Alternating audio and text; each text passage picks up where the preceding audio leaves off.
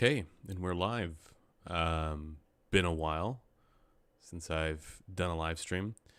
Uh, Reason for that is because I have had COVID, which sucks. Technically, I still have it. Still testing positive. Let me know how the audio levels are, guys, and then we'll get going.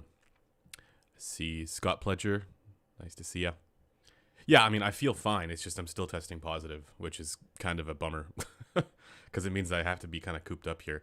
By the way, I have a totally different kind of setup going on here with a different diffuser, which may come crashing down on me, which, that would be hilarious. Yeah. Yeah, I'm testing, every day and it's still positive. So, or like when I'll test, it'll show like a faint line and I think like, oh, maybe, it's not there, but it's there. Sound quality's good. Okay. Then we will get started. Today I want to talk about the Meze Elite right here. And then we'll go over that a little bit. I'd done a review of it like a long time ago. And I want to just sort of revisit it because I've been spending a little bit of time or more time with it. I don't think my opinions have changed at all. And if you want the succinct, full review, that's there. But I've now measured it on the B&K 5.28, and I have some additional thoughts. I want to revisit those previous thoughts, and also I have some additional thoughts. But for the most part, my general opinion of them remains unchanged. And if you're wondering what that was, it's essentially that it is. I like it better than the Empyrean, but definitely still has some colorations. I mean, this is a headphone that is meant to be colored, right? It's a flavored kind of headphone, and that the real issue with this headphone, as far as the sound quality is concerned, is the price. It's a very expensive headphone. This one comes in at $4,000, but what you get for that price is really with the build and the design and the everything about the build and the comfort. And I mean, you could talk about aesthetics, but it's one of the most ridiculously well built and well engineered headphones for industrial and mechanical design you could ever find. And I really think that's kind of like the highlight of this headphone. So let's talk about it a little bit. And I'm just looking through some of the comments here. Still waiting on the Stax L700 Mark II review. Yeah, it's hard to get that stuff in. But yeah, so for anybody who is unaware of what this headphone is, this is a planar magnetic headphone, but Meze uses what's called an isodynamic hybrid array system, which means that the traces for the planar are a little bit unconventional. And this is a Renaro driver in here.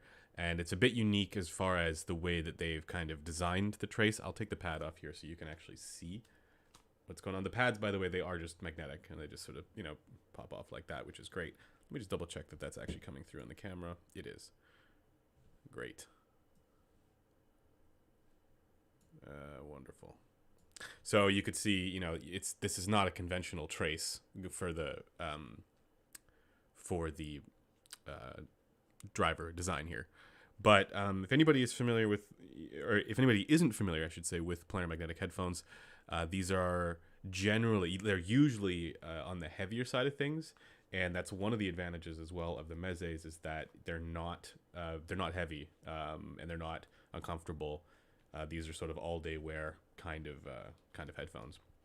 As far as the rest of the mechanical and industrial design, it has this kind of carbon fiber headband, and it's kind of a unique design system with the headband strap, where it kind of juts in a little bit, and then you get the head-shaped strap bit. I will say it does look a bit odd, but you can tell as soon as you put it on, that it's the comfort is all there. And then my favorite parts about this, the coolest thing is, look at where the pivot point is. The pivot point for the cup is right here, and this is sort of like a spring-loaded piece. And so it's right here, but then the arms kind of go down. So it's this really unique design. Plus you have the I don't know what to call this, but basically it's kind of like a friction-based system for extending the arms. And so you get a lot of range of motion for the mechanical design, which is really cool. The pads that are on here are the default leather ones that come with the Meze Elite, which is a bit different from the pads that are on the Empyrean, but they also come with suede pads as well. So my sound impressions here are going to be done with the leather pads. The connector is a mini XLR. This is just an Odyssey cable that I've used because that's the one I happen to have lying around, which works just fine for it. And yeah, I mean, the cable is just the cable that you get with this. Yeah, that's all I have to say about that. It's not a difficult headphone to drive at all. It does not have high impedance, and it is also fairly high sensitivity, so you don't need a crazy fancy amplifier, despite what some people might say. This is not one where you need that by any means. You know, I'm just running this off of a THX AAA1 right now, and it runs just fine. Of course, you can run it off of more high-end equipment if you want. In the studio, I've used this with the Zale HM1 and other crazy high-end stuff. Tube amps as well, but actually, you know, because this is one where you don't want to go too crazy as well because it is fairly high sensitivity. So you want to make sure you have a fairly quiet amplifier because of that. What's up, Hobby Talk? Good to see you. Yeah. So anyways, let's talk about the sound quality. I mean, as I mentioned, you know, just to finish up on the comfort, this is one of the most comfortable headphones you could possibly wear, like, ever. They've done an exceptional job with the comfort with this. But let's talk about the sound quality. So I'm just going to pull up the graphs here if I can. All right. So just so you guys are aware, this is from a forum thread that I've put together. This is obviously done on the BNK 5128. I just didn't have the watermark for it. If you want to see this data along with measurements, you know, for a whole bunch of different data, that's up on this forum thread here. I will try and remember to add that to the description afterwards. But essentially, this is where there's data and EQ profiles for a whole bunch of different headphones. But this is the Meze Elite with the leather pads. And as mentioned, it's definitely more along the lines of that sort of colored, flavored presentation, right? So you get, you know, tons of, you know, lower mid warmth and you know, mid bass, very kind of enveloping kind of sound. I think these are just sort of driver modes that you got going on here. But essentially, it's a very kind of pronounced section for this here. Again, depending on where you normalize it. Then it has the typical sort of, you know, soundstage cutout in the, you know, 1 to 2K region.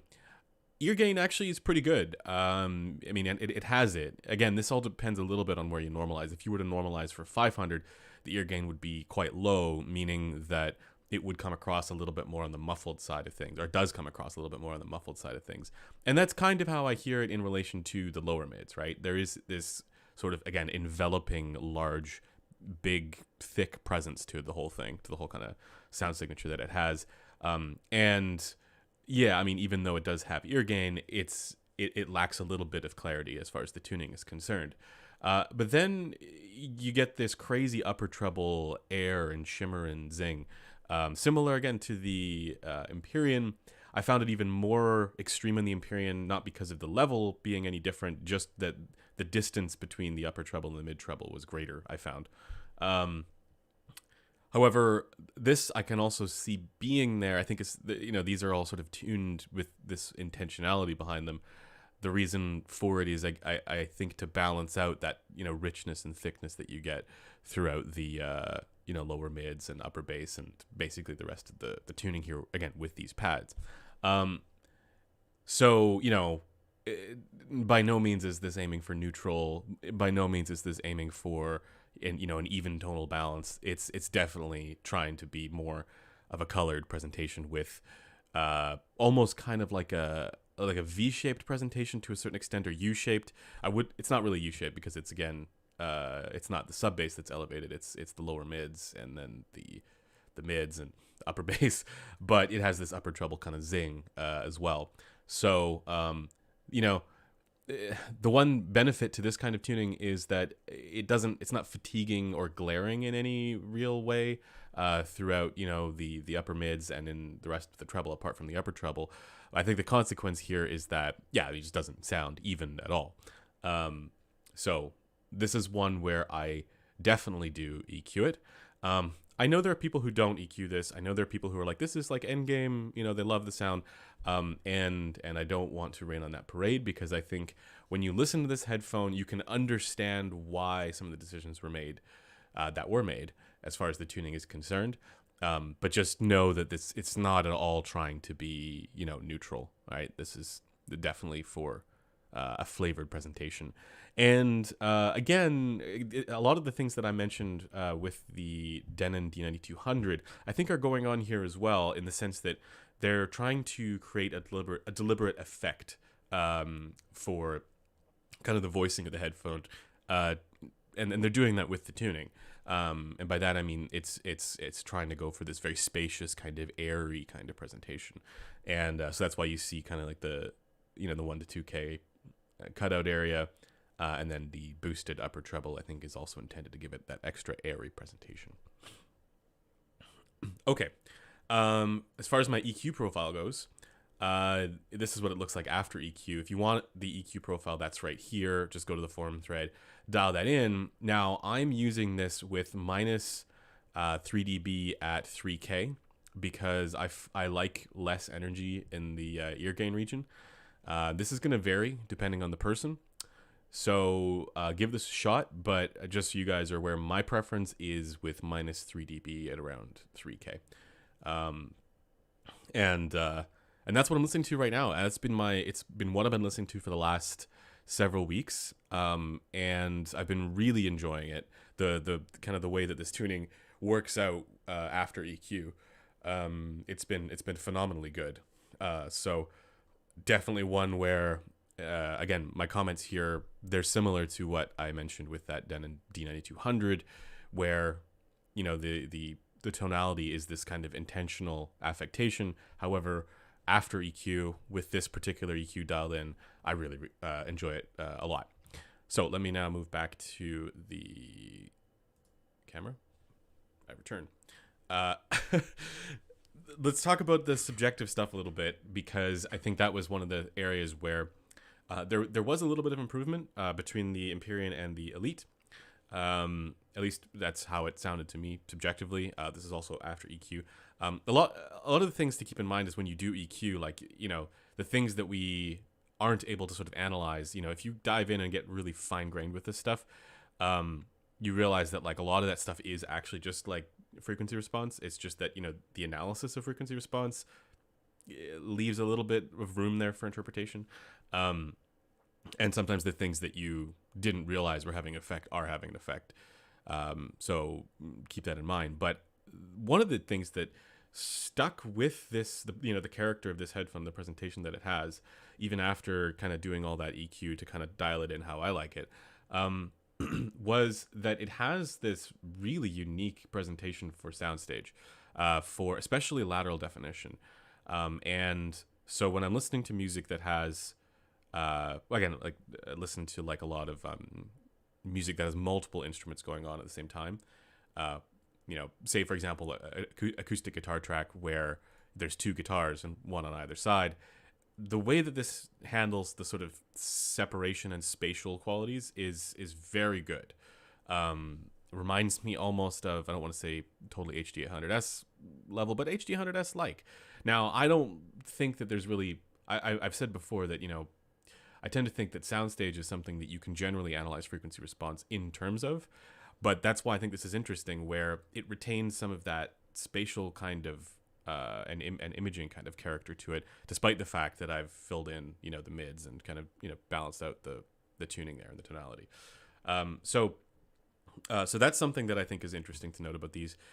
The other thing is that for sense of, clarity for trailing ends of tones, it's very good. Certainly not blunted at all. However, I was comparing it directly against the HiFiMan HE6, also this original, also EQ'd to the same result. And there is also an EQ profile for that up on that forum as well. This I took the pads up because I was doing something else with those pads. And where the HE6 really wins out is in terms of that sort of tightness and immediacy and control of the initial leading edge. And then also the HE6, the original, definitely wins out in terms of dynamics, the sense of, impact and physicality, punch, we like to call it. HE6 is on a totally different level there. That's not the strength of these at all. And so even in my EQ profile where I boost the bass, the bass is actually higher than what it is on the HE6. It's definitely more, it's got more gumption, more beef on the HE6. As far as competing with benchmark products, at their various different price ranges, I still don't think that the Meze Elite is on the level for things that I care about, at the very, at its asking price. However, it has to be noted that what it does very well, I think, is the presentation of space and stage. I think that's absolutely up there, for this headphone, as it is with certain other headphones like the Hi-Fi Man HE1000 V2 and stuff like that. Or you could talk, Sysvara, right? Like the spatial qualities that you get, which again, generally speaking, are things that you can analyze frequency response in terms of, I find intangibly still good, very good on this one. It's just that I don't find the other technical, subjective aspects to be on the level of the HE6 and stuff like that. So that's basically that's how I feel about the Meze Elite. I think we can do some Q&A, just talk about the Elite, and then we can dive into regular Q&A and spicy hour after that. I'm looking at my screen here, and it looks like my shelf is like tilted, but it's just because of the angle of the camera. I guess the shelf isn't flush to the wall either. Oh well. At a certain point in this stream, those lights are going to go out because I don't have them plugged in. But oh well. Let's dive into the comments here, the questions in the chat.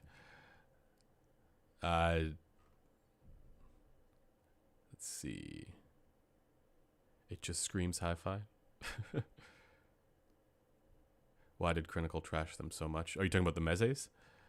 A lot of his comments, I sort of agree with. Like, it's not that they're bad outright. It's just that they're not, for the sound quality, they're not,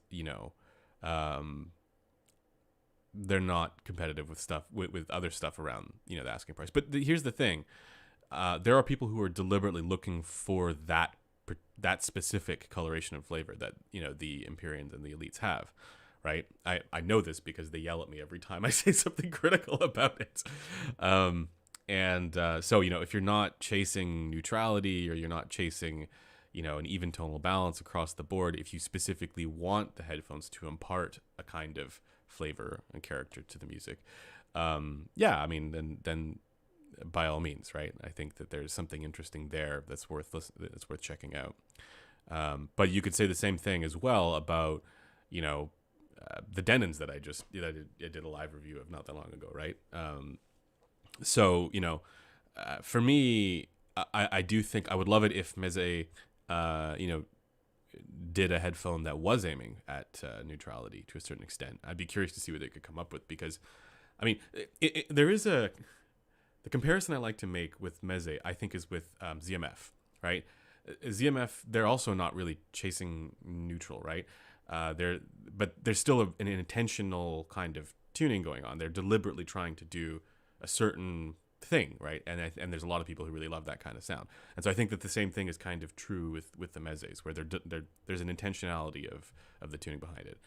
One of the things I notice is that, like, as you go higher up, right, like into the, upper reaches of price tags and high-end headphones, there really aren't that many that are neutral, right? They tend to go more flavored and colored with the presentation, and sometimes that works out, and sometimes it really doesn't.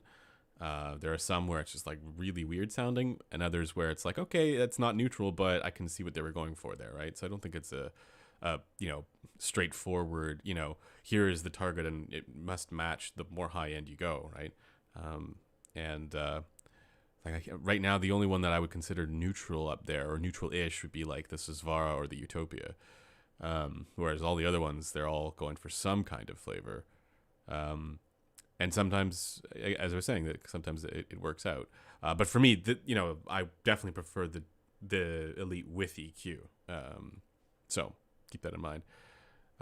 The D8000 Pro is another example where, it's also not going for strict neutrality, right? There's a deliberate and intentional kind of, audiophile character that they're trying to impart. I really think if all you're chasing is neutrality, you don't need to spend more than $400, which is great. So, let's see.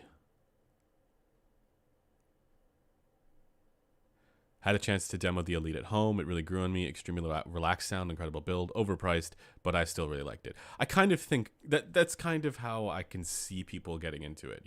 Again, I wouldn't use this one personally without EQ. I mean, we always get into the EQ, question, but I think it's, be blunt, I think it's crazy if people don't EQ their headphones. You're missing out, if you don't, in my opinion. Which is why I also like to, review stuff with, that flexibility in there as well. How does the LCD5 compare? Or are you asking how does the LCD5 hold up compared to the 2, like the LCD 2? Very different from the LCD 2. The LCD 5 has way more upper mid-range presence, to the point of being a bit glary and fatiguing, whereas the LCD 2 is the opposite. It's very relaxed in that range. The LCD 5 is definitely more technical, but I wouldn't use either of them without EQ. I actually just recently measured the LCD 2s on the 512A, the new ones, and it's about what you would expect with the new pads. Certainly not neutral, but there's a sense in which I think people may prefer that tuning. It's more because it's more relaxed, right? All right.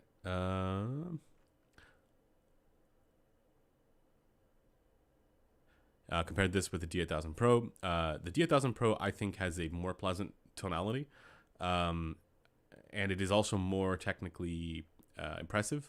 However, I find that to be heavy and nowhere near as comfortable as this one. So, yeah.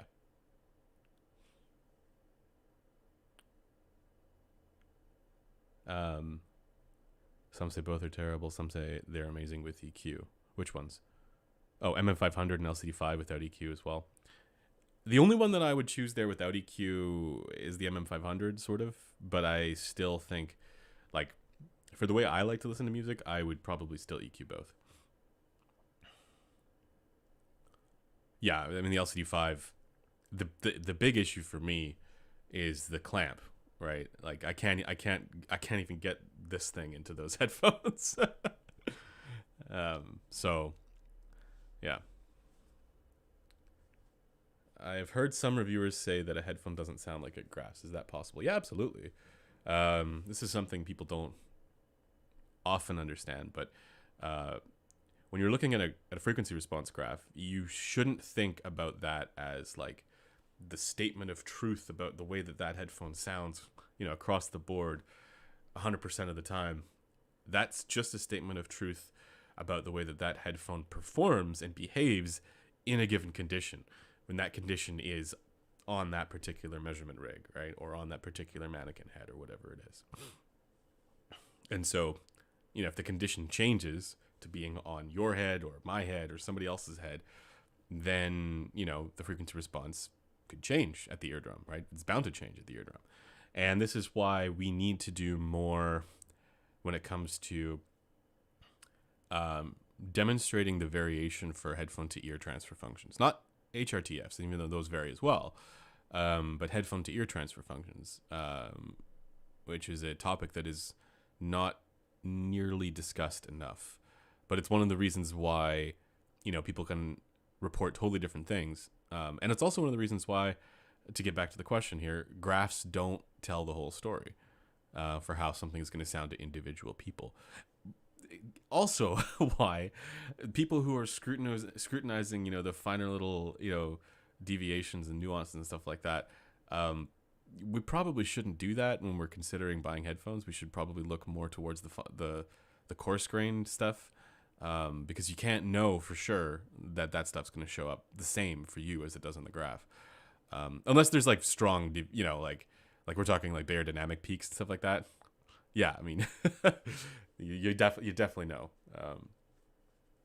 Sorry, listener. So this was my point in the reviewer panel that we did with at CanJam, right? Where and this is something Critical has talked about in the past as well, where a graph doesn't necessarily tell you, it's not guaranteed to tell you if you're going to like something, or whether or not something is amazing, but it certainly can tell you if something is bad. And there are absolutely examples where, it's really not great.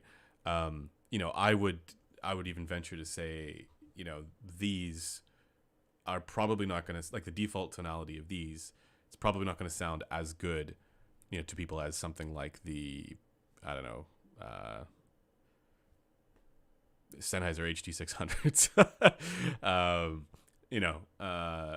to as many people, right? But for people who want this particular flavor, it might sound better, right? Is the camera doing weird stuff? I think it's okay, but sometimes the capture card hates me. So, how's my back? Yeah, that's like the one thing with COVID that sucks is I have like it's caused the worst back pain and persistent back pain. So I don't know what's going on there.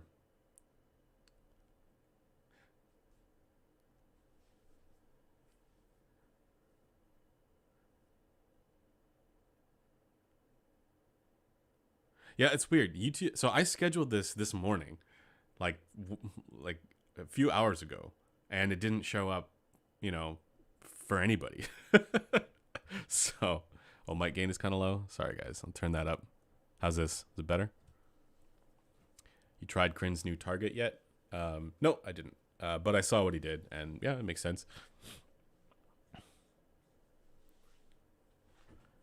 Okay, if it's too quiet, let me know. I can only go so loud with this because I'm using the Mo2.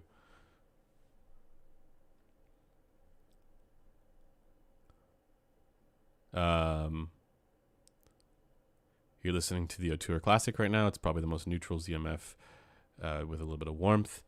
Yeah, I need to try the Classic. I really love the tuning of the original Auteur. I owned one, right? So yeah, that's in my view, that's the best tuned ZMF. So I'm curious to try the Classic, the updated one. EQ'd Elite versus EQ'd HE1000 V2. Sound-wise, probably the HE1000 V2. They are actually good at similar things. Yeah. And I will say the Elite is more comfortable. So I guess that's a tough question. Probably still HE1000 V2.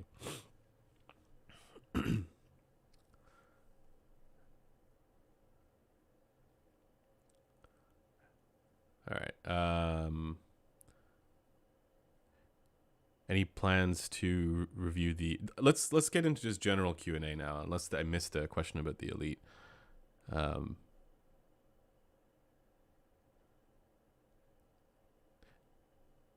Any plans to review the Duno SA6 Mark II anytime soon? It's not on my radar, but we will probably review it soon when we get our hands on one. I think Precog will probably review that. Meze Elite versus Sony MDR Z1R. I can't do that. Yeah, I can't do that comparison because I don't have the Z1R. Best IEM under $50. Probably Project Red. Actually, I have no idea if he's selling it at that price. I just know that's what the Zero was priced at. So Between the Zero and the Cadenza, probably the Cadenza. Well, definitely the Cadenza. I should pull out my Elite. I have it here for review, but other things keep coming up. Try that EQ profile, man. Try it with minus 3 dB at 3K with 1.8 Q. To me, it sounds amazing like that.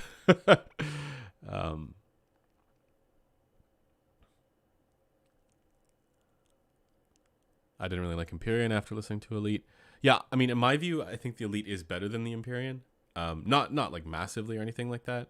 And like I kind of echo Metal 571's thoughts on the Empyrean, where it's like the tuning is it's actually not bad for the tuning for most of the difficult area in the ear gain. It's just not quite on the level of like, you know, other high end stuff around that price.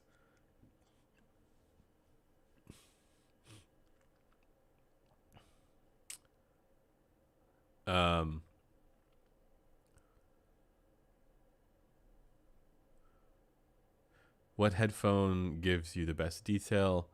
It depends what you mean by detail, right? Some people think it's just, you know, more treble. The most like incisive thing that I've ever heard is that Stax L700 Mark II or whatever it was, off of whatever equipment they had at CanChamp. I don't know. Also, that Shangri-La Senior off of the Grand Cayman was pretty crazy. But I mean, that's like you listening for like 15 minutes at a time.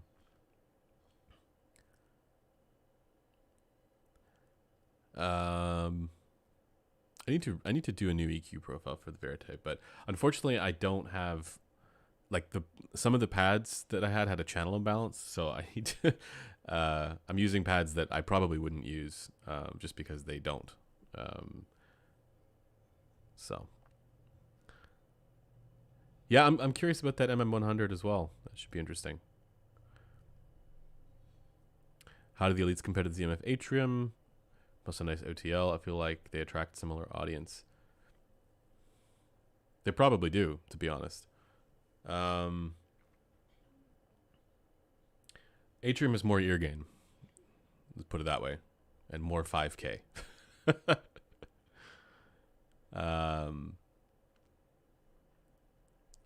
But one of them I've only had show impressions of, right? So.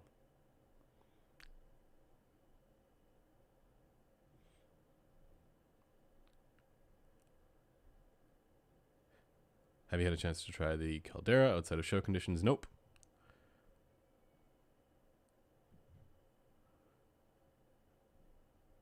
Are you planning to measure HD600 or HD650 with worn pads on the 5128? Eventually. Yeah, eventually. I just don't have any worn pads. Austrian Audio High X65s radio gel. We'll have to try that one at some point.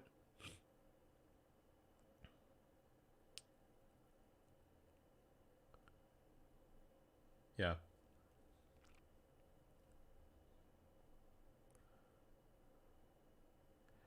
When will we see some Odyssey MM100 stuff?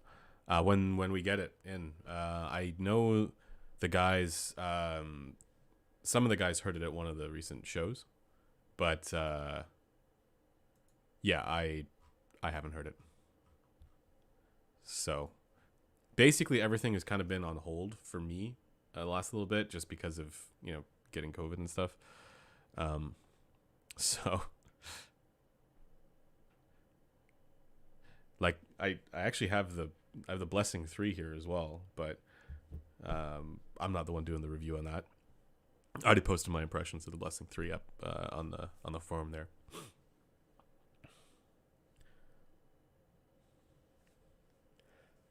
What it means for an amplifier to drive headphones properly versus loud enough with 20 dB headroom. For example, Qdlux can drive Susvara to 110 dB SPL, but hardly anyone call that properly. Well, if you have a Susvara and a Qdlux 5K and a different amplifier, you can try that for yourself. I think it's a question, like, I actually have not done any tests with a Qdlux 5K and Susvara, so I'm not entirely sure, but I would watch that video that Golden did on how, whether or not, like, how much power you actually need for your headphones. And I tend to agree that most of the time you don't really need anywhere near as much power as most headphone amps have available for the vast majority of headphones that are out there. Any plans on reviewing the Fio FT3? Looks very interesting. It does look interesting, actually. I have no idea what the Phonon SMB01L is, so probably not. I had a chance to try the Meze Empyreans in Toronto last year. They were amazing, but I'll keep my Sen 650s. But it was an eye-opener of an experience. Yeah, again, they're going after a coloration or a particular flavor that they think people will like. It's an intentional kind of, flavor, right? I personally prefer music to sound very like even, or mostly even, and so that's why I EQ them.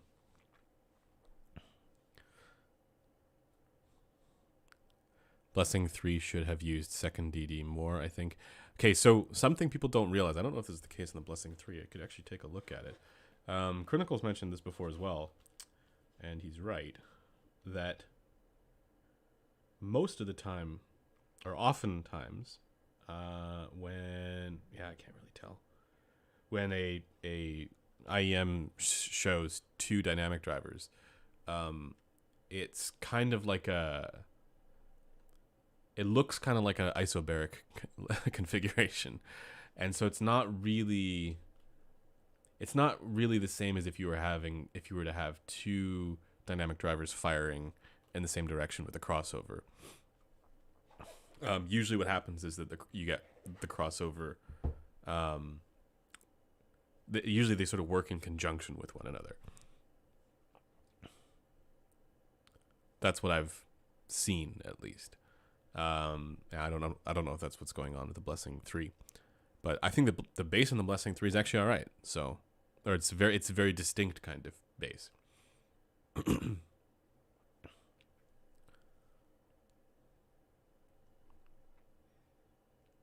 What is the most comfortable full-size headphone, except for the HD800? Probably the Empyreans and the Elites, stuff like that. The Meze 109 Pro is very comfortable as well. That's like the key thing that Meze does very well is comfort. Sound quality, I think they're not competitive. These ones at least. But it's I think what $4,000, something like that. But I think for comfort they beat everybody by far.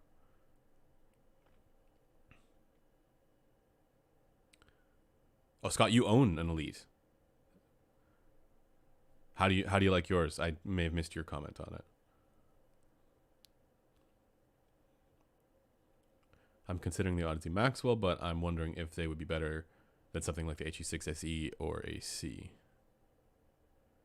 If you have the HE6 SE or the HE6 SE V2, just EQ it.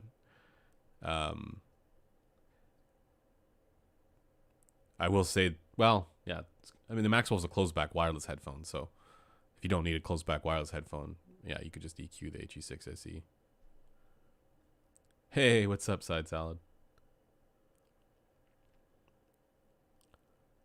Wait for second half of the year. That's when it gets really exciting. Yeah, we'll see. Some interesting stuff coming out from Odyssey the first half of the year so far. I'm curious about that MM100, like I mentioned.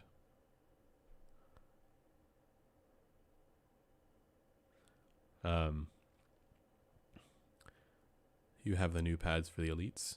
I didn't know there were new pads. These are just the leather pads that come with it, I believe. Oh yeah, the AudioQuest headphones are extremely comfortable as well. Yeah, I have one that I've taken apart. It's back there. But it is very, very comfortable. What's the worst Graft headphone that sounds good to you? Probably the L700 Mark IIs. I mean, they sound kind of wonky, like the tuning suggests. Yeah. Other than that, maybe some of the Abyss stuff where it measures like a dog's breakfast, but anybody who's actually heard them would admit that, yeah, there's something other than what the graph shows to the experience. Like, it's kind of ridiculous.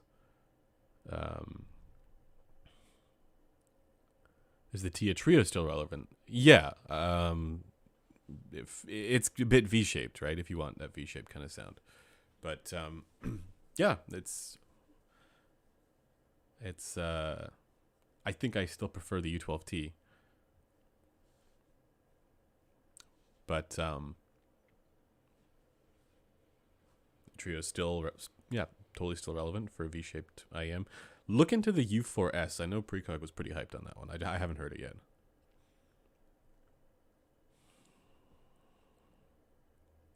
The target test thread on the website showed most people prefer a 3K preference dip versus no dip. Do you interpret this as needing more tilt, as I do? 9.5 to 10 dB is Harman 2013. Yeah, well, we're experimenting with using 10 because then we don't, like, these are all using an 8 dB tilt, right? Because Blaine told me that was Harman for, but I don't know which Harman it was. But yeah, 10 dB would allow us to basically split the difference with IEMs as well.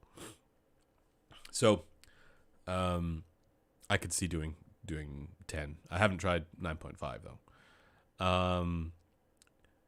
In my view, so I get why you're asking about the 3K thing. In my view, it's not a matter of just increasing the tilt, because you still want to have treble. You still want to have, you still want it to be sufficiently airy and open sounding, right? So I think if you were to tilt it too much, then you would lose a little bit of that. So in my view, the solution there is to just recognize that there are going to be preference boundaries. I have a theory as to why the outcome was the way that it was, and it also, they did this with listener preference in the Harman research too, right? That's why, as I mentioned in the thread, that's why I focused on that section. But my theory on that is that if you were to listen to perfectly recorded music, you would probably see, well, there's two things. One is that if you were to listen to perfectly recorded music, you would see probably less adjustment at that region. Maybe, you'd probably still see some because ear canals vary, right? And ears vary. But you'd probably see less, especially for headphones like the HD800 and stuff that doesn't have, crazy variation across different heads. But the reality is that we don't listen to perfectly recorded music. We listen to all kinds of different stuff. Some people listen to, rock and heavy metal, and the sound of an electric guitar just gets too biting if the ear gain matches perfectly, even if it matches perfectly for them. And they prefer to have less there. So I tend to think it's like, because we don't listen to perfect music, what equates to essentially the maximum tolerance, like the upper bound limit of ear gain for people, is going to be perceived that's going to be too sensitive, or people are going to be too sensitive in that region in particular, and that's why they prefer it with less, and I also prefer it with a little bit less there. So I think that's why, right? That's my thought process. There's one is it's the upper bound limit of where we're the most sensitive, and two, people don't listen to perfect music. They listen to all kinds of different stuff, and because of that, there's a versatility factor that goes into people's preferences here, and I think it's important to reflect that. So my solution is to just stick with whatever tilt we end up with, whether it's 8 dB or 10 dB or whatever, and then just build preference variation boundaries around different regions. One of them should be 3K. We know we have that in the base already, right? From Harman, it should also include 3K, in my opinion. That was a long-winded answer, but yeah.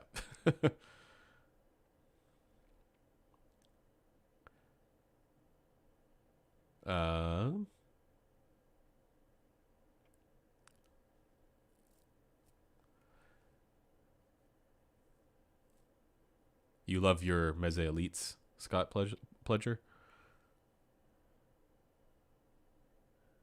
These are like a puppy. They just make you happy. uh,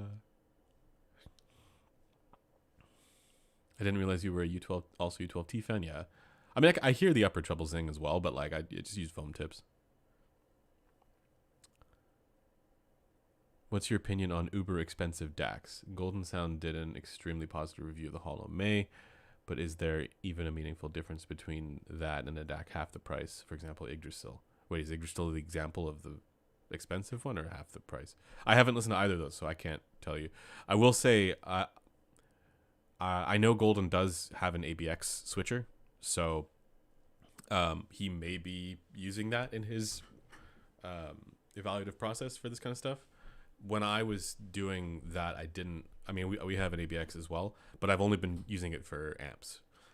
In my view, as long as the DAC is implemented well, it's you don't need to go and spend crazy amounts of money on DACs, in my opinion. But maybe that opinion will change if I do an ABX with a DAC, like that one in particular. I haven't also really done anything with R2R DACs, so my experience there is a little bit limited. But just to give you a sense, the stuff that I personally use is not the expensive stuff, even though I could. I've just lost all of my windows. Okay. There we go.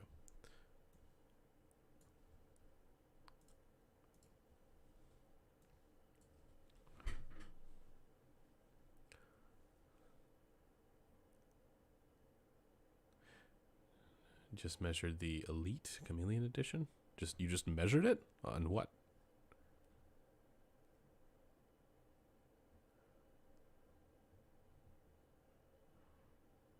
Can a headphone or IEM graph the same but sound different, like its technical abilities? Yeah, it can. Headphone to ear transfer function. Well, and also HRTF.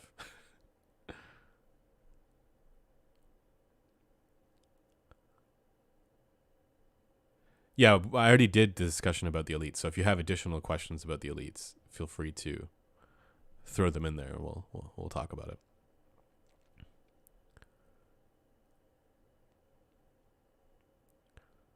Is Meteor still your favorite BA release of late? Yeah, but I had to use the foam tips because the upper treble was a bit much for me with the silicon tips. Yeah, I quite like the Meteor though.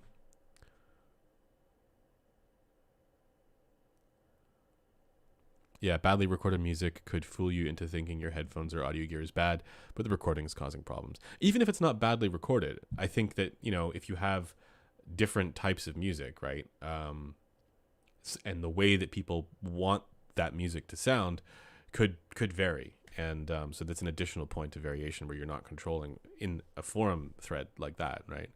You're not controlling the playback material. So that's why I think, people... less ear gain is basically added versatility for a wider range of stuff, right? And I think in reality we should accommodate that.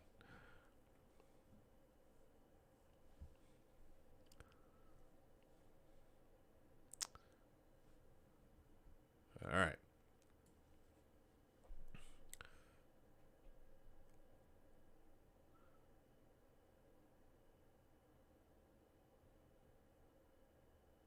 And not to mention that certain subgenres have traditionally and intentionally been recorded as lo-fi, such as traditional black metal. Yeah, exactly. Need recommendations for a V-shaped tuned IEM. Wanted to be resolving yet exciting. Price and material.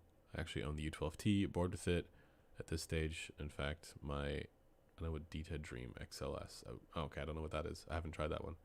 But if you like that one better... Yeah, people also, if they like V-shaped stuff, they really like that Elysian Annihilator, but I haven't heard it.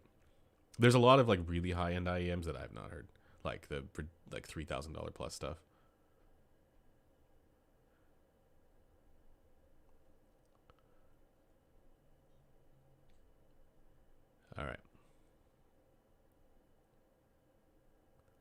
Yeah, the pads on the Elites do change the sound signature quite a bit. But the EQ profile I put together was for these pads. So I'd EQ them either way, right? So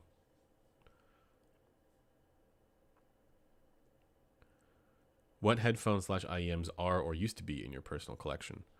I've owned lots of different headphones in the past, but I currently don't.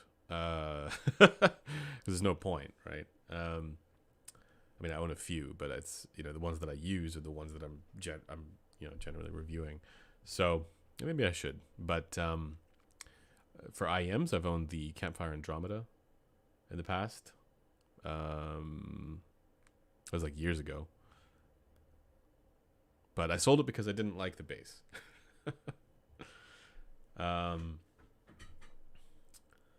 Other headphones that I've owned HD600s, I've owned HD650s, I've owned HE500s from Hi-Fi Man, I've owned Denons, so I've owned ZMFs. I've never owned an Odyssey. I will say that. I've never owned an Odyssey, but that was only because I'm a necklet and I can't handle the weight. Well, back then at least, you know, when they were really heavy. These days, I think they're making lighter ones.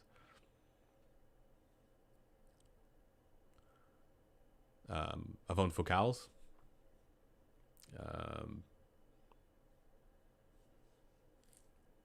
I currently own a Focal. Yeah.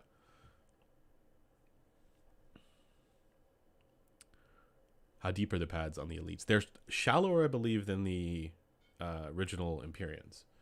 So if you have ears that stick out really far, that might be an issue.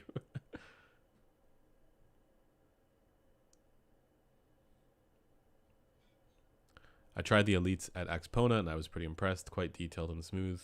Super comfortable, crazy build. Just not my favorite. Oh, measured it with a tape measure. Yeah. It has to be one that is, IEC compliant.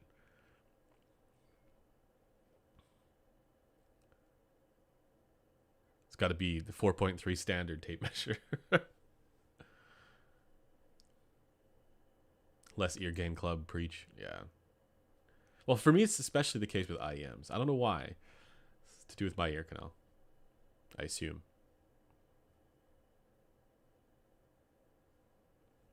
Where can I find your EQ for the Elites? Yeah, so it's up on the forum thread, the Headphone Community Forum. It should be linked in the description to the forum thread, but I've put it in the BNK 5128 target in community input thread. But the thing is, as I mentioned before, I run it with minus 3 dB at around 3K. And then that starts to sound really, really good.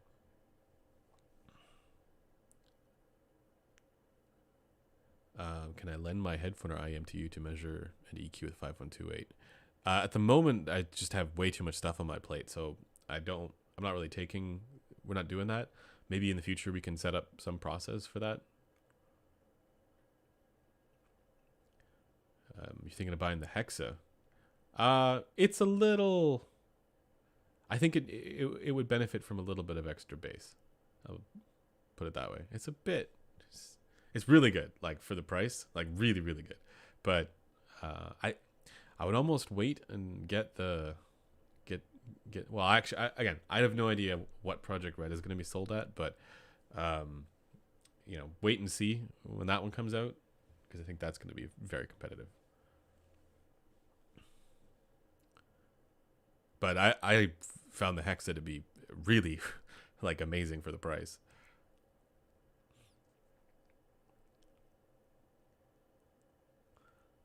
I'm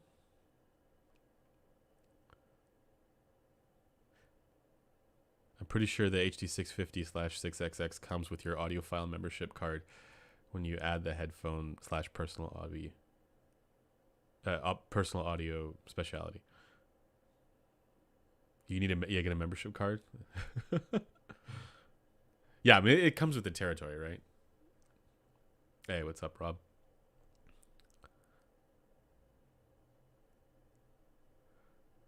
Yeah.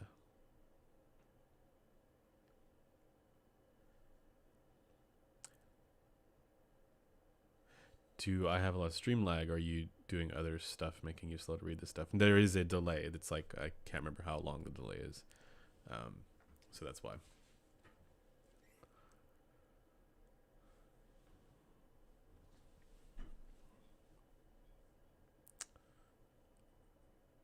You find Odyssey's lacking in the treble department. They have lots of treble, like the upper treble. But also the tunings for the new models are very different from the tunings in the old models. I still think the best tuned Odyssey is the Maxwell.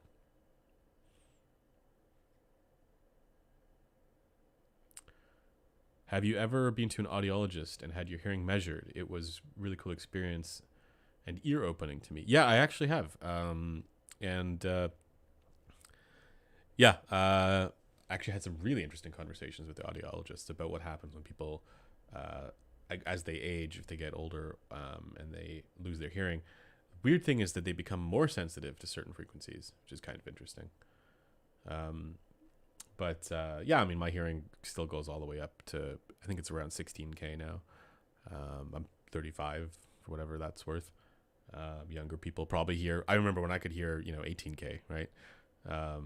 And now that it's like, well, I could probably still hear it, but I have to crank the volume up. So yeah, hearing tends to roll off as you get older.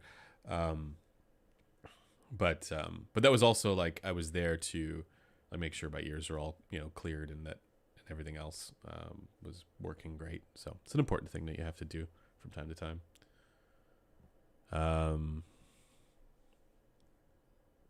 Over ear ganks, IEMs don't work. Yeah, I hear you.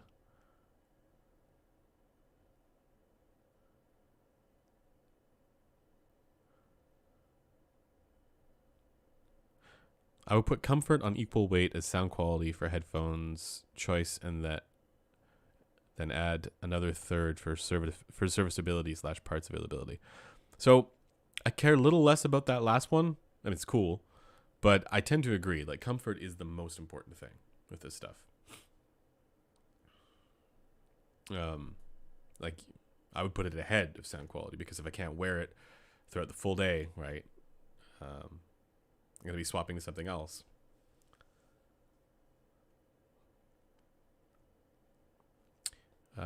What's a top-of-the-line headphone that disappointed you? Mine was both the Abyss Diana V2 and Phi, which I owned. Those didn't disappoint me.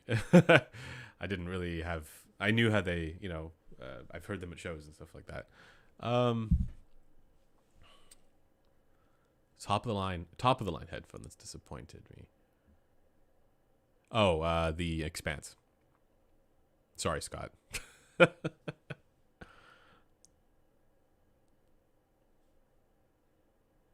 I was disappointed because I knew what they were doing for with the filter, and I thought it was so clever. Like, it makes perfect sense, but then they made some other choices that just don't work for me.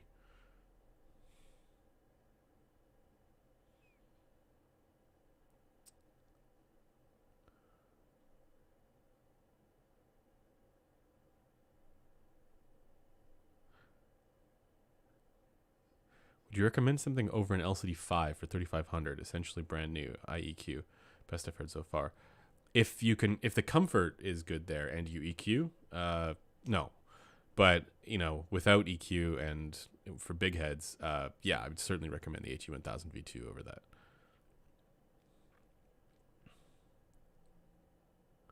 But it's I agree. If you are within the segment of the population where it's comfortable, then and you do EQ, then yeah, it's remarkable. I would definitely. I would choose it if I could.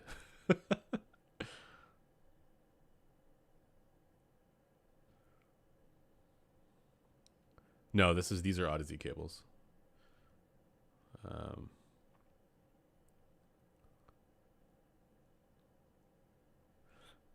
Are the HD800S worth upgrade over HD600? It's less of an upgrade and more of a different presentation. I mean, there is a sense in which nothing is really an upgrade over an HD600. It's just there are certain qualities that are going to be better on other headphones. And if you really care about those qualities, then it's worth doing that. But from a tuning standpoint, apart from the bass, the HD600 is about as good as it gets.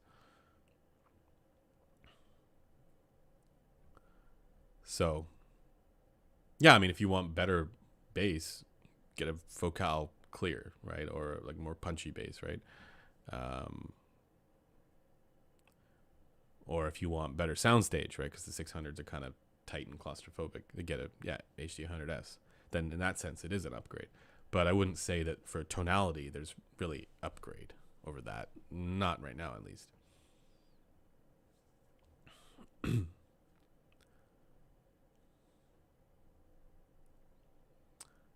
Okay, here's an interesting question. I agree with you. I think you're talking about the Maxwell. Also, the Mobius was already very good. Now the question is why Odyssey does not manage to do this in all these years without DSP in their flagships. Well, you kind of answered your own question there.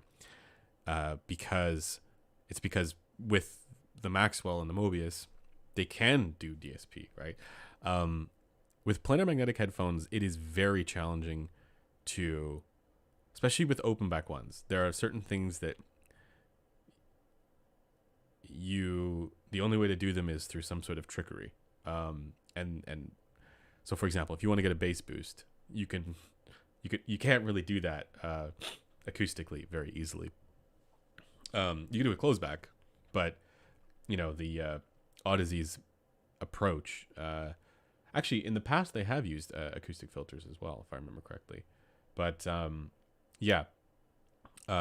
it's way harder to do this, acoustically than it is with DSP. So that's why.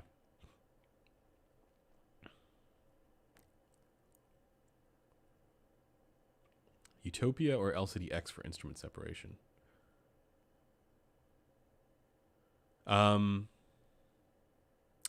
Really, the Utopia is more about punch and dynamism and detail. I think the Utopia is flat out better headphone than the LCD-X. I think no question. But because the tuning is also better. But at the same time, yeah, specifically for instrument separation, LCD-X has a lot going for it.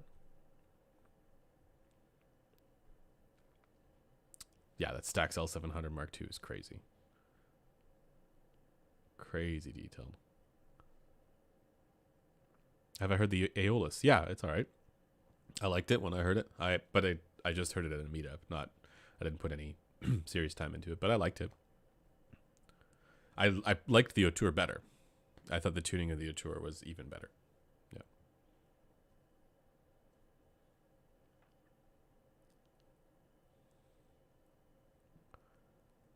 All right. Wait, you bought a Bravura, Scott? Crazy. We have an Aperio in the office right now that I need to check out, but it hasn't left Taryn's desk. All right, guys, let's get into spicy hour here. I need the spiciest of questions, please. The spicier the question, the more likely we'll talk about it. Hexa plus X bass equals success. Yeah, that would work, actually. That's a good point. Like if you have the IFI thingy.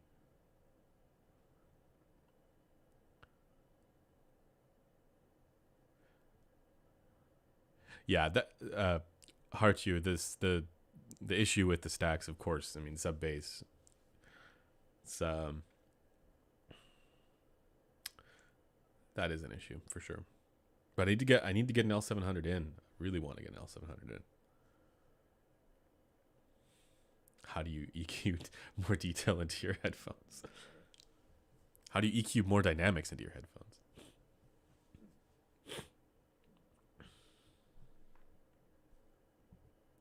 All right.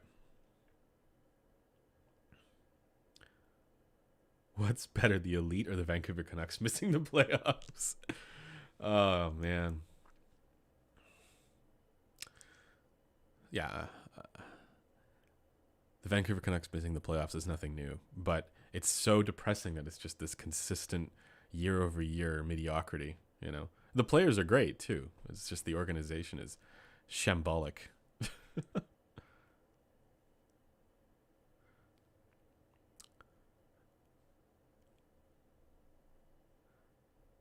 All right, let's continue. You ever try the Focal Elegia? Yeah, I think it's one that needs EQ. With EQ, it's pretty good. Close back. But I think it's without EQ, it can be a bit mid-rangey, glaring. A single ideal preference curve is somewhat impossible when just the shape of the ear gain region alone varies so much from person to person. Yes, and that's why you need to have, you need to have like some sort of window or shaded boundaries around any target. And this is also what, I mean, people get that wrong a lot, but they, when Dr. Olive when we were interviewing him, you know, that was one of the misconceptions, right? That you know, that people think it must match perfectly, but in reality, you know, there's all kinds of variation around the target. And even in, you know, Sean's research, the segmentation paper alone kind of demonstrates much of that. I still think that, you know, it's worth doing that research with the 3-point preference adjustment, and I think he actually agreed that'd be a good idea, but, you know, it's also that you know, you can only do so much with the resources that you have.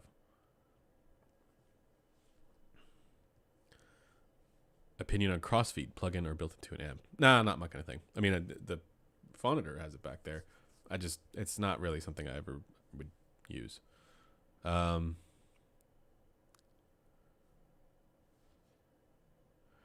way things are progressing with IEMs, how long do you think till you get U12T sound for $100? It's a good question.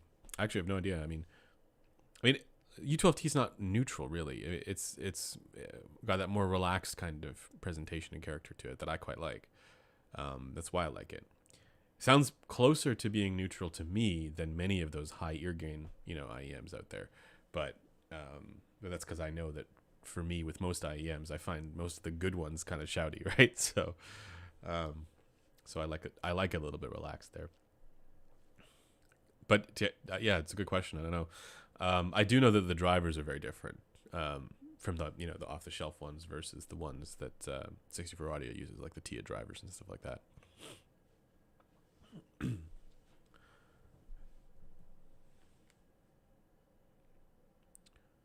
Not to say that target curves aren't good, just that there is never going to be one size fits all option for preference. Yeah, which is why, you know, right now the limitation is RU.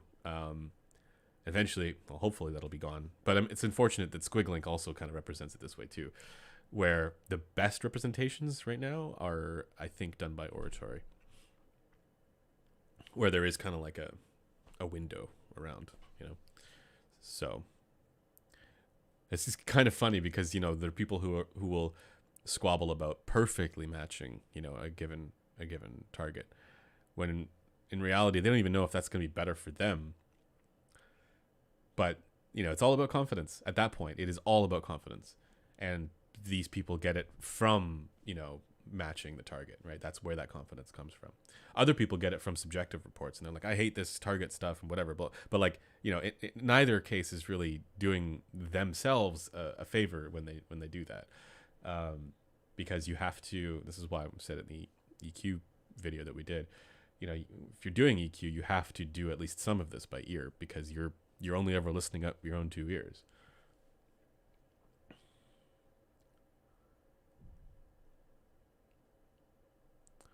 What do you think of Apple sifting individual EQ? Oh, stifling individual EQ. I read that wrong. By having the ability to EQ fall under artists' copyright infringement. Oh, interesting. I've not heard of this, but that's really interesting.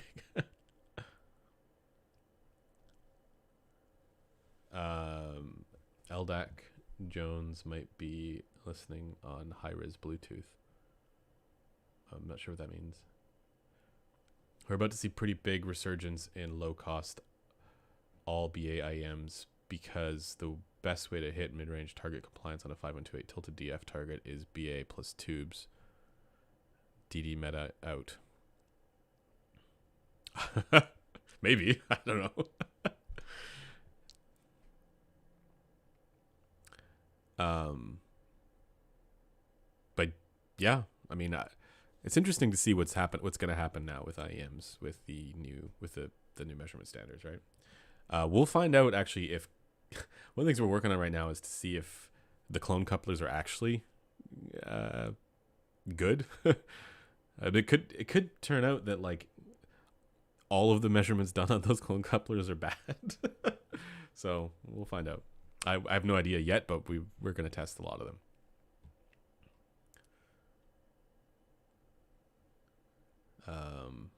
I'm going to skip ahead a bit to get to spicy stuff. I have not tried the SA62. Guys, we need more spicy stuff. Spicy questions here. Do thinner diaphragms improve subjective sound of a headphone? The thinness of the diaphragm, in my view at least, is just an additional parameter that you can choose. So it'll give you, it's an additional thing that you can play with, as far as trying to achieve what you want to achieve. Does more thinner equals more resolution? I haven't found that necessarily to be the case. Case in point, the HE6 right here, it does not have a particularly thin diaphragm compared to some of the newer stuff that's out there. Other people do seem to think that that's the case. Even speaking of manufacturers, that seems to be something that they're chasing as well.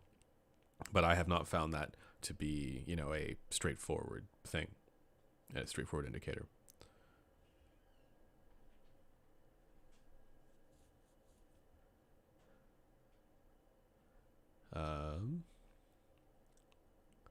Sean Olive seemed like such a kind and open-minded guy in your interview, yet his research is used in such a radical way by some people. Yeah.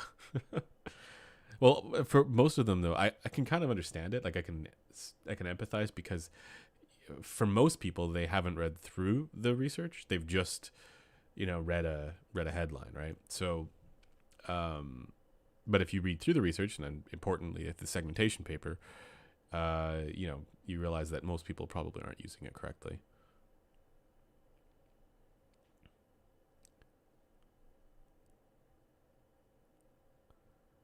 Okay. Is i5's X bass in any way better than increasing bass with EQ, or is it just a convenience thing? In my view, it's just a convenience thing.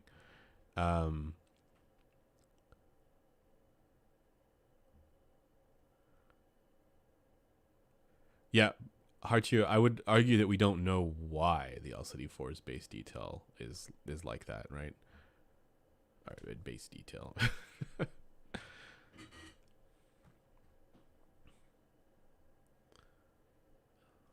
The biggest thing that I've sort of been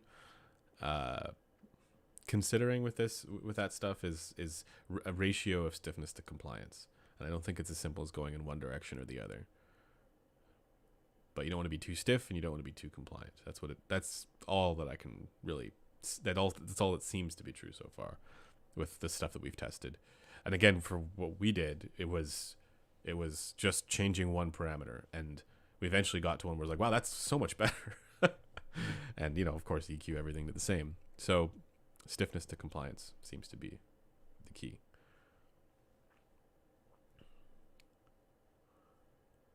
Can you guys create a system where consumers can create their own target curve by listening to music samples and get recommendations according to their target? No. Well, okay. The concept of a reference curve, and this is sort of what Blaine has talked about a lot as well, it should never be based on an individual, person's preferences, like not one single person, right? And this is also one of the problems with reviewer targets, where that's only ever based on their preferences. Now, I'm of the opinion that that's still useful to people, because you can get a sense of what that reviewer likes, and whether or not you like the same thing, you can at least calibrate your understanding of their recommendation based on that. Now, the issue that I have, though, with it is it's more of a semantic one. It's like the idea of using those as reference curves is, I don't think is something we should be doing, because that just relies on the preferences of one individual.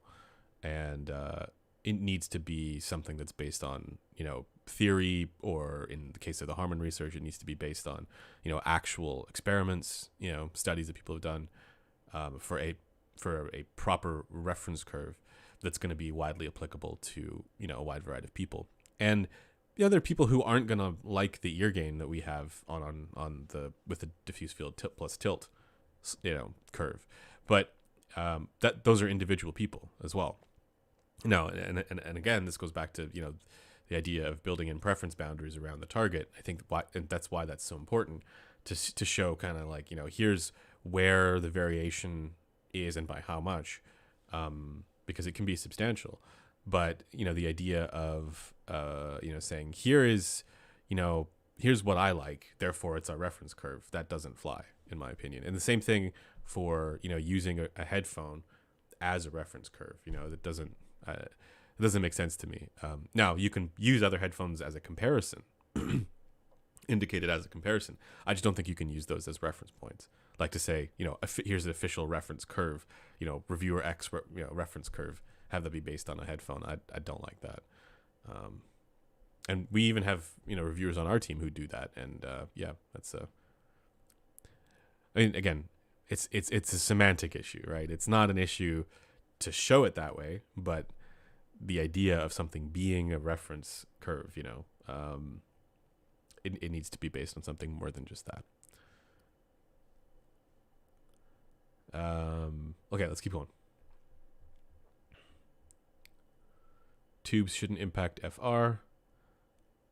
Yeah, ideally it doesn't roll off, I know there are some that do though, which is kind of unfortunate.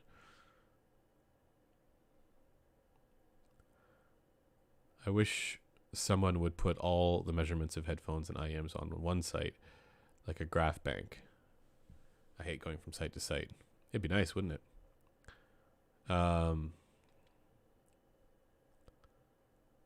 Yeah. The problem with Squiglink right now, unless they've changed it recently, but they, as far as I know, they haven't, is that nothing prevents misuse of the data. So, for example, as far as I understand, the data isn't locked to rigs, and neither are targets. So you could theoretically use a 5128 target on, or with, relative to data that's been captured on a clone coupler, and that's really not applicable and not okay. Or vice versa, right? You could use 5128 data and represent that against, a target from a clone coupler, and that's no good.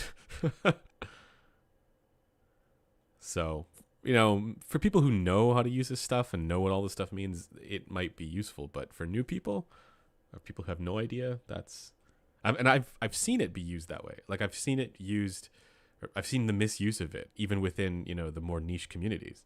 So it goes to show that, like, there's still a lot of understanding that is needed for this within the community.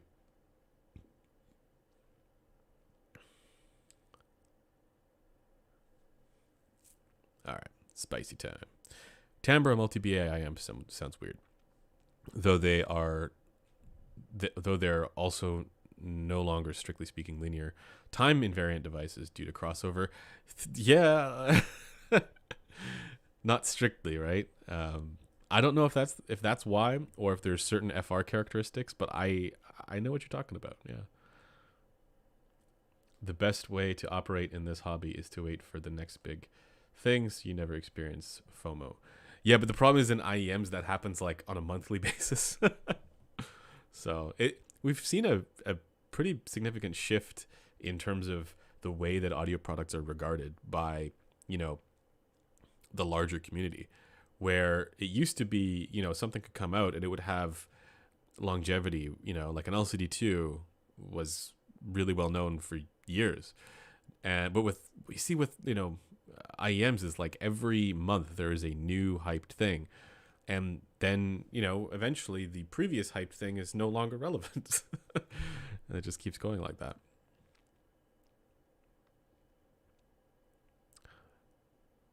Very curious in the clone coupler findings. I've measured the same meteor as you and should compare your 711 to mine. I've compared your 5.28 to a 711 and was surprised. Yeah. So the ideal situation there is if the clone couplers are actually good, like if they are correct and reliably predict the same that the official ones do. But we don't know that all of them do, or even that all of them are the same. So we're going to be fairly comprehensive with that. It could turn out to be the case that some of the ones need to be thrown out, and so the data from some of them need to be thrown out as well. But it could also be the case that none of them need to be thrown out. At the very least, we need to throw out the ones that use the wrong shore hardness for the pinna. But there's apparently a new pinna that is closer to the KB5000. So that's what we're going to try and verify as well. Audio is not a hobby. Is it a lifestyle? Sean Olive is Wayne Bruce, and Wayne Bruce is Man Bat. All right. Two things. First of all, your headphone tier list needs an update. It's dated as hell. Second thing, you need an IEM tier list. Don't give us any excuse. We deserve it. Yeah, I do need to do an IEM tier list. And also wireless headphone tier list, I think, as well. Or not tier list, but like ranking list. Right? Yeah. And yeah, I haven't updated my ranking list in a while because I've been so focused on doing all this stuff with the 5128. So yeah, I definitely need to update my ranking list and maybe move things down tiers that, shouldn't be in the top tier. So yes, noted. Thank you, Wolamaha. I think that's how you say your name.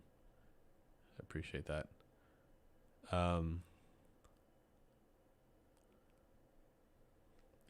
5128 tells us that all IEMs have been tuned weird for basically ever. Yeah. It could be. I mean, that's why the Cadenza 12, the high-end one from Let's Sure, was very interesting for those who heard it. I think you heard it as well, because that one was tuned kind of with the, like, much closer to the 5128, what 5128, reference point indicates is good. But yeah, that 400 hertz thing is really interesting. Cause we talk about how the 5128, like because the more human-like acoustic competes to the ear canal, and then the advantage is being above 10K and below 200 hertz. But that 400 hertz feature is certainly not it's not there, right? So that's super interesting as to what's going on there.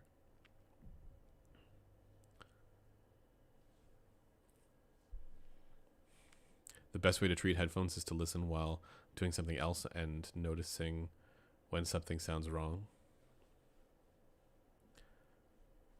I don't know. When I listen to music, I mean, I kind of what you mean, like how, you can do different activities and you don't and if something pops out at you're like, oh, well, that's weird, right? Like it'll like distract you.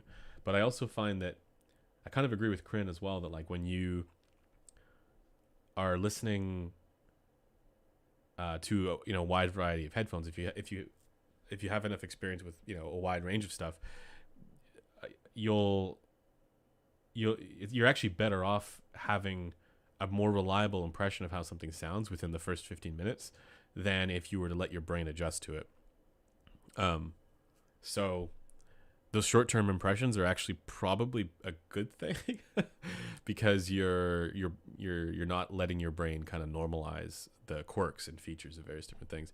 And I tend to also think, I mean, for those of us who've been doing this for a long time, we immediately know when something is wrong. Like this is somewhat counter to Jude's point where he was saying how like nobody's a human FFT, and I agree with that. Nobody is a human FFT, but for people who've been doing this for a long time, you know right away if there's too much 3K. You know right away if there's too much 6K, right? Or if there's not enough 3K, or if there's like especially for the things that we focus on a lot, right? Like 8K, right? These are things that, especially if you're doing EQ, you don't need to measure the headphone to know where the quirks generally are. You know, you need a sit down, you know, 30-minute listen, 20-minute listen, or whatever, and you maybe even, you know, it's nice if you have like a reference headphone, but like you don't even need that technically, right? Like you know pretty much right away when something has, you know, the 5.5K peak or something like that if you spend enough time doing this. So and that's not to like, you know, gatekeep. Like anybody can do that. I think it's just a matter of like how much have you gone in, you know, with EQ and gotten to, you know, like a reference point or something like that. And the more you do it, the easier it is to recognize that stuff. So, so I tend to think that, you know, you can get that, like, to get back to your question there about like identifying when something is wonky or wrong. I tend to think you can also just get that by just hyper paying attention to, you know, the sound that you get. And, you know, it's pretty recognizable if something is wonky. Why does the Meze Elite sound so much different? Aggressive, deeper bass, etc. in power amp mode versus on the Burst and Soloist. I have no idea. I haven't tried that. Have you seen the new Odyssey MM100? Yeah, lots of people talking about it. I have not tested it. I have. Yeah, we'll get one in eventually. Right.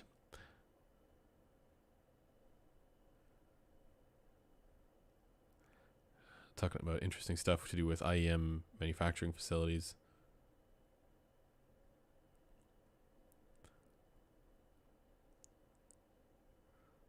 How long does it take to measure a headphone? Depends on the headphones. Sometimes it takes, you know, 30 minutes, 20 minutes. Well, you want to be thorough, right? So you do left, right, 3 seatings each, averages. But sometimes with certain headphones where you notice that the seatings are like, you get some really weird results, that you realize, wait, that seating is not representative of how it would actually be on a human.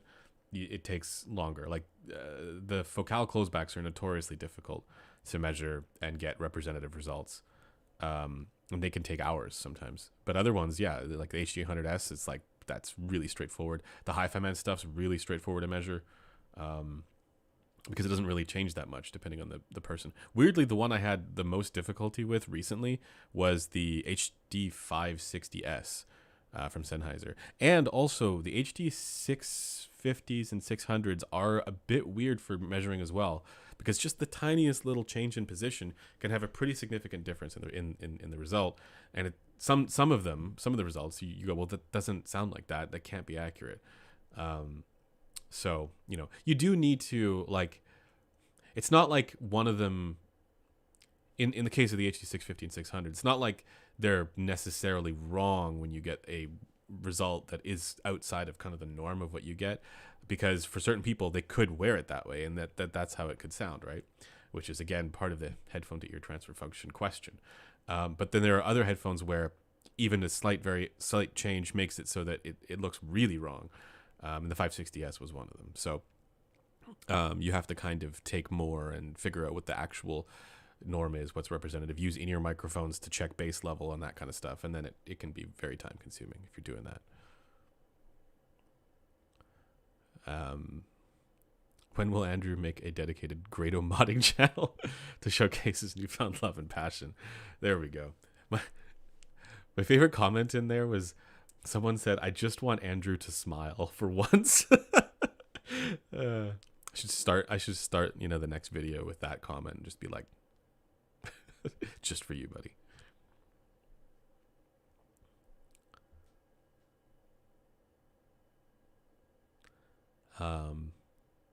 Kryn thinks 400 hertz is similar to 9K feature of the Grosspinna. Interesting. We need more data. Please publish Eddie AirPods Pro 2 mic. AirPods Pro 2 is hell to measure. I supposed to stay as far away from measuring that as possible, because it's you change the volume slightly and you get a different result. It's awful to measure. That's interesting if Kryn thinks that it's the 400 hertz dip is similar to the 9K feature. So it's a feature of that specific ear. Could be.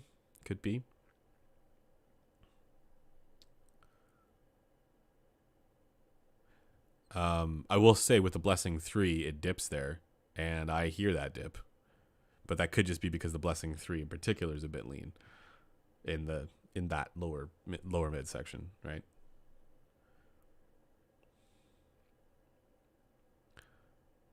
I'm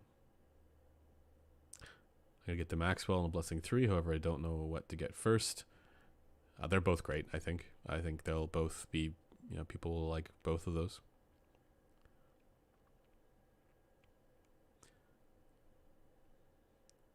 How many heads could a headphone phone if a headphone could phone heads? This is the all important question that nobody seems to have an answer to. Do a video where you test a headphone, show us the process, the measurement process. Yeah, so we'll eventually need to do a video that is like how we test, right? But we're in the process of kind of redoing the problem that I have with where our studio space is right now is that it's very loud because it's downtown. Like none of it would show up in measurements, right? The measurement process is fine, but when I'm filming videos and the siren goes by, it can be it's very intrusive and it interrupts what I'm doing. So I'm in the process of trying to figure out a solution to that. And it might be just to do everything from here for the time being. And then we'll figure out a proper studio solution.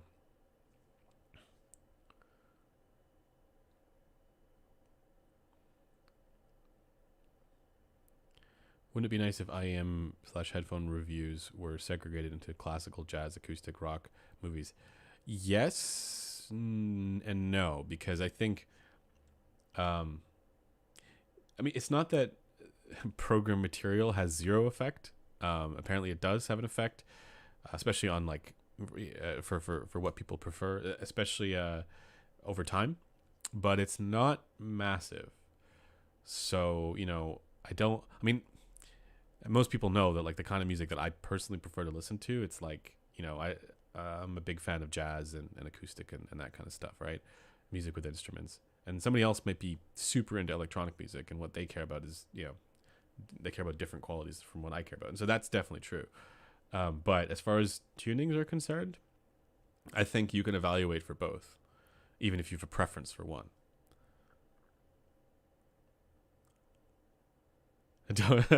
Listener, don't make me tell Taryn to get the chains. Yeah. Oh, you get clipping at 20 hertz? I never got that. Also, 80% volume. I don't know. People seem to think that how good a headphone is how loud it can get. I've seen that before. I'm not saying that's what you're saying, but it just reminded me of that. It's like, what? Like, some of these headphones, like, they're even like 50% is like way louder than I would ever want it to be.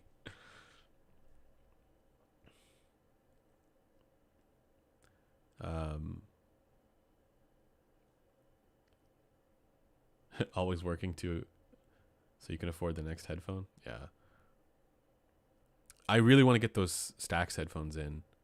I'm looking for two things right now. One is I want to get a Stax headphone in, and the other is like the L700, for example. And the other is I'm looking for a headphone kind of like the Denon D9200 that is better tuned, where the tuning is a bit more balanced, like a dynamic driver, like a high-end dynamic driver headphone, something dynamic, something punchy. There's the Focal Radiance, that's probably the closest to that, but I want something that is a little bit lighter. That's what I'm after right now.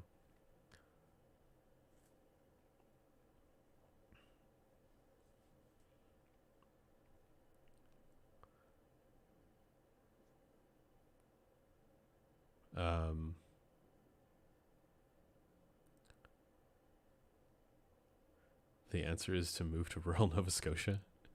Then you can afford all the headphones. Oh, Chef Steve, you live in Australia. I'm sorry. Just kidding. I've been there. I went from Cairns all the way down to, well, I started in Sydney, then went up to Cairns, then went down to Brisbane on a road trip.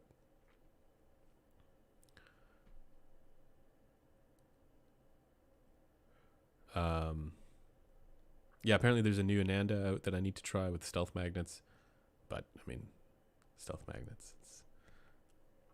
It's a fun thing to put on the box. It does make an acoustic difference.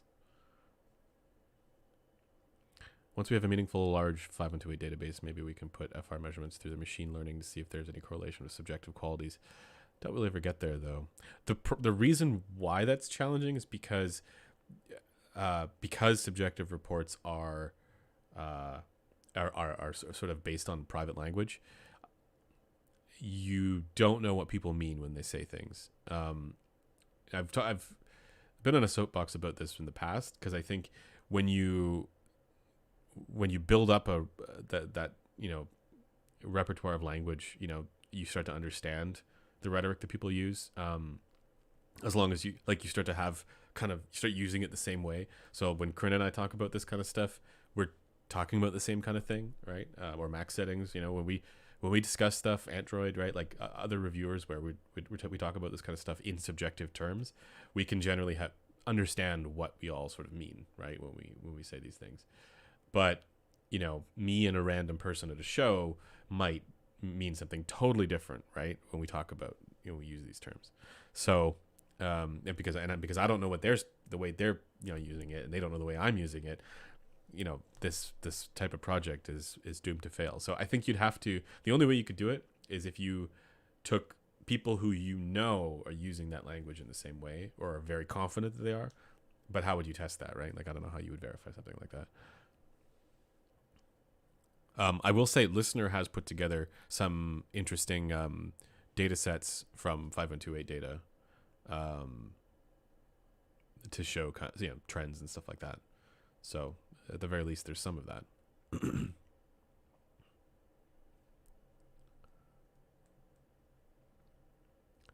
More people should try the MDR-Z1R with EQ. It's on my radar. If I get an opportunity to review it, I will.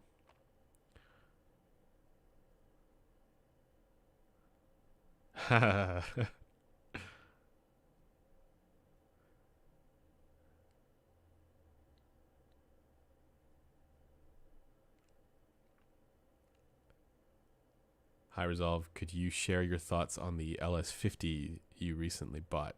So the ones I got were the wireless 2s. And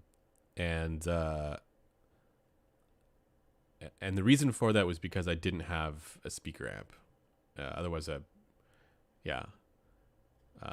Meta is less expensive, right? But and I didn't have a space for a speaker amp. So the LS50, okay. It's super interesting what they do with the dispersion. I think that's the reason to buy it. And we actually have an interview coming up at some point. I don't know when we'll have it ready with one of the guys from KEF,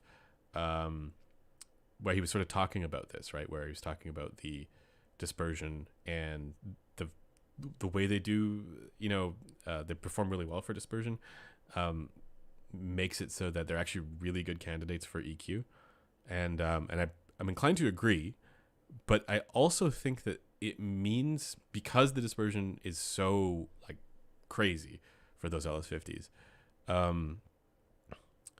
it also means, at least this is my opinion, that the FR matters more. Like, you notice the FR more, the tuning more than you do on other speakers, because on other speakers you're constantly hunting for the sweet spot. You're like, okay, is it here? Is it here? And as you change or tilt your head or move, to a slightly different spot, you can tell that the sound is changing. And with the LS50s, it doesn't. It stays the same, which is this really weird experience at first. Like, it takes a bit of time to get used to it, I found. But also, I have them dialed in like super tight, right? Like, because my room is terrible. So I took out the UMIC and the UMIC 2 or whatever it is, and got into room EQ and started doing all that stuff. And right now they sound bloody fantastic. Um, so my thoughts on them are that if you are looking for like perfect linearity studio kind of environment where you're constantly just sitting in one position and you don't have anybody else listening, yeah, I think you can get, something that's a bit more suitable for that, for the money, right? And I would probably take those Head O7 monitors with the linearizer turned on for that application. But in my situation where I have a not optimal room even in the slightest, and also it's a shared space, and also my kitchen is part of that room, and I'm never in the sweet spot. The dispersion pattern of the LS50s is it's been really, really nice. So but basically everything I'd have to say about it is it's the same stuff that Aaron from Aaron's Audio Corner would say about it. There's a bit of a dip at around 2 to 3K or 1 to 3K and a little bit of extra 4K presence. So if you just kind of balance that out, yeah. And I had to tone the bass down because it was, really powerful mid bass. But yeah, I quite like them a lot.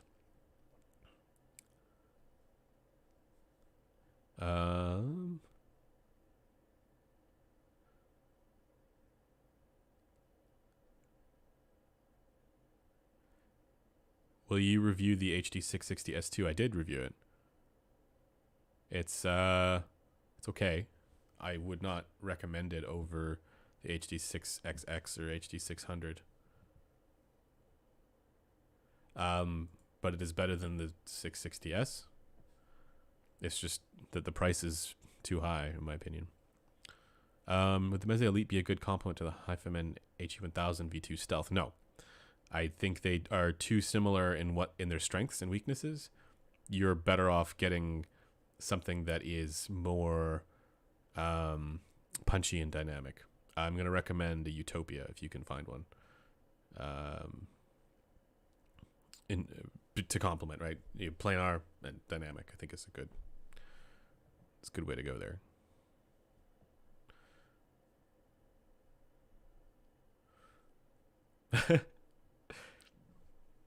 Listeners to perform the best on a program called Pink Noise. Could you review the new Topping electrostatic amp? $400 looks like a cheap way to get into electrostatic headphones. No, I'm probably not going to review an electrostatic headphone amp. But Golden might. He's got a audio precision. Opinion on the Gjalhorn GH50 or Kennerton in general. All right. I've heard some Kennerton headphones. I've not been a fan. The ones that I've heard, I haven't heard. I don't know if that is the one that I heard, but the one that I heard sounded very blunted and overdamped. So, and that was supposed to be the high-end one, a high-end planar, I should say. I was not a fan, basically. I thought, okay, I don't know why I would choose this over a HiFiMan or an Odyssey, essentially. They reminded me of the Sendy Peacock, basically. So watch, yeah. And DMS did a review of the Sendy Peacock, and my thoughts are pretty similar. But again, that's just from the ones that I heard, which were they're on to new models now, right? I think the Gjalhorn's something else. I don't know if that's the planar, but the one that I heard was the planar.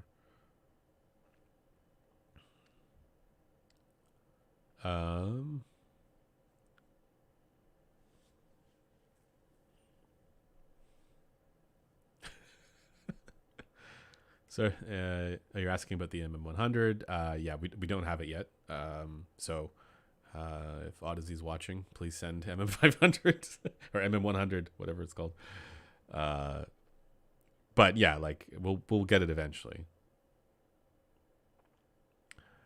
Do you have any insider info on a new Sennheiser closeback? No. Even if there was something like that, that wouldn't trickle down to me. Which is unfortunate because it's I feel like in other industries, people like people who are in the media, they get, advance notice. But in this industry, I guess because of the, trend for flavor of the month, especially with the IEMs that come out these days, it's like a new thing. It's like this week is the only week and it's release week.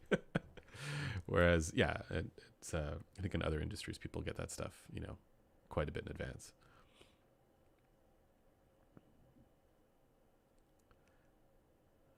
But to answer the question, no, I have no idea if there's anything. I don't even know if there's any plans to do any other headphones this year from them. So no idea.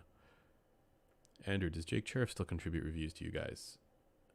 Are you Jake Cherif? No, he is a music producer who's written for us on occasion.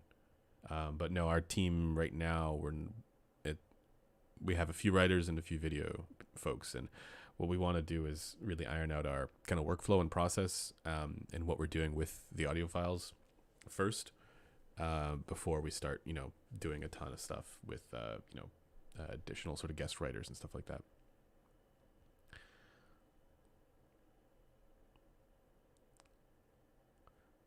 But shout out to Jake.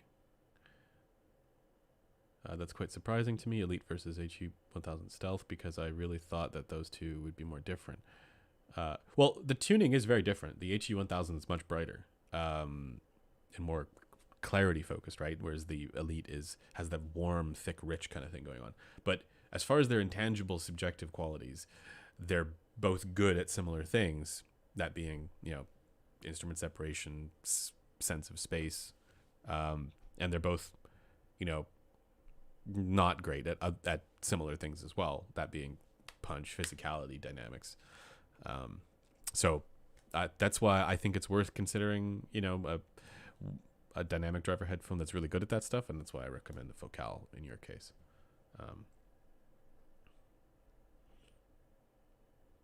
But I also recommend I think there's other ones that are also punchy. Like I think I'd almost even say if you can find an original HE6, that'd be interesting.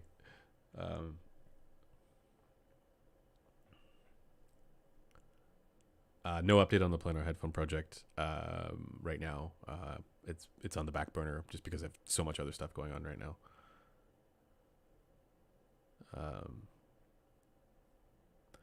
Yeah, so we have a ton of stuff that's in the works as far as the media side of the company is concerned. But that stuff's still going to take some time to put together. But the intention is to build that thing out a little bit more as a more of a resource for people. But there'll be more info on that eventually.